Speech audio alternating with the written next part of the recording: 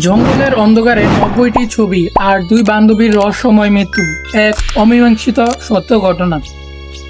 2014 সাল পানামার জঙ্গলে হাইক করতে গিয়ে নিখোঁজ হন দুই ডাচ পর্যটক ক্রিস কুমাস এবং লিসান ফ্রন। তাদের পরিবারে যখন তাদের কাছ থেকে মেসেজ পাওয়া বন্ধ করে দেয়, তখন তারা আতঙ্কিত হয়ে পড়ে।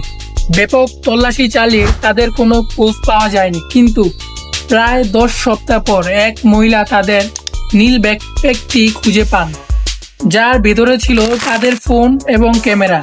ফোনগুলো পরীক্ষা করে দেখা যায় নিখোঁজ হওয়ার মাত্র কয়েক ঘন্টা পর থেকে তাদের সাহায্যের জন্য বারবার জরুরি কল করার চেষ্টা করেছিল, কিন্তু নেটওয়ার্ক না থাকায় তা ব্যর্থ হয়। আর ভয়ঙ্কর বিষয় হলো, তাদের ক্যামেরার মাঝরাতে 1টা থেকে 4টার মধ্যে তোলা 90টি ফ্ল্যাশ ছবি পাওয়া যায়, যা ছিল শুধু গভীর জঙ্গলের অন্ধকার। একটি ছবিতে ক্রিসের মাথার পিছনে রক্তের মতো দাগ দেখা যায়।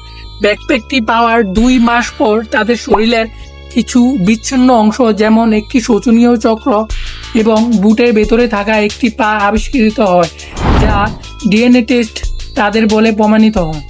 তাদের সাথে কি ঠিক ঘটেছিল, কোনো দুর্ঘটনা, হিংস্র প্রাণীর আক্রমণ নাকি অন্য কিছু, সেই রহস্য আজও অমীমাংসিত।